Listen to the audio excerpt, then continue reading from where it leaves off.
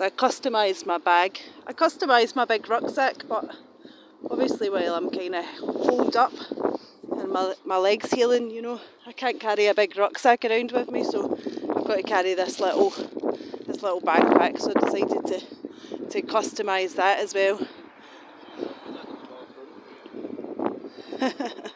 Get the fools. I'm laughing, sorry. You probably didn't even pick it up. I'm just walking past me doing their stupid fucking conversation. It's funny, I customised my bag. I just went into town and bought a pen and just did it sitting in the middle of the town, and it was funny, 2 policemen appeared shortly afterwards, and it's as if they were telling everyone, you know, not to walk past me, because the busy town that I was in soon became very fucking quiet, and they had all their little minions walking towards me rather than walking behind me, you know. It's funny, they don't like it. They don't want the little pricks who are doing this to know that you know what they're doing, you know, because it kind of kills the whole narrative if they know that you know. Then they maybe start questioning themselves, although I would say that there was a large majority of them that probably can't read.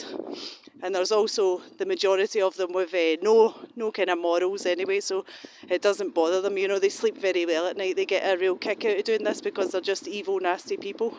I should have put evil in there actually, because that's a short word and some of them would probably be able to read that. But yeah, they did the same one time. I sat outside in a town that I used to live in, well, near where I used to live, with my t-shirt on, saying about them, and it was funny, the town became very, very quiet afterwards. It was a lot of people walked past me. Initially I just sat on a bench on a Saturday or Sunday in the middle of the town, sitting back with my t-shirt on full display, telling them about gang stalking, and they stopped their little minions from walking past me. It's funny, when I sat there for about an hour and they would block me, people come and stand in front of me, blocking me from being seen.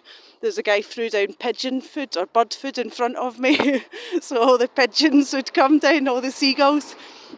And when I got up to leave after about an hour of sitting there, I looked down and there was a little kind of sheltered bit with nothing in it. There was a few shops in it, but they were like kind of like unique shops, you know, little kind of gift shop type things. They weren't popular. I'd lived in this town previously, so I knew that this little bit wasn't popular.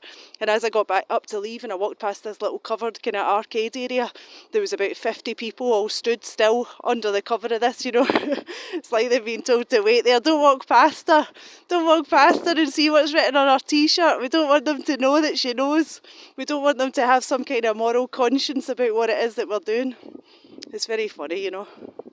I recommend everybody does it. Everyone takes a stance in some way. Like I say, my big backpack that I usually use when I'm walking, when I just, you know, obviously I live in a tent now, I don't have a home. So I just walk and camp each night. That's got stuff about gang stalking, walking, written all over it, and they really don't like it, you know. So yeah, I highly recommend it. Highly recommend it. If you want people to take another look, maybe think about their actions and think about what it is that they're doing. But like I say, don't expect miracles, you know. These people love their comfort, and they're a lot of them are just immoral. You know, it's like people that kind of try and speak to them in the street and you try and show them the error of their ways. I just wouldn't even bother my arse, because they don't have any morals. They don't feel bad about what it is that they're doing. Anyway, take care. God bless.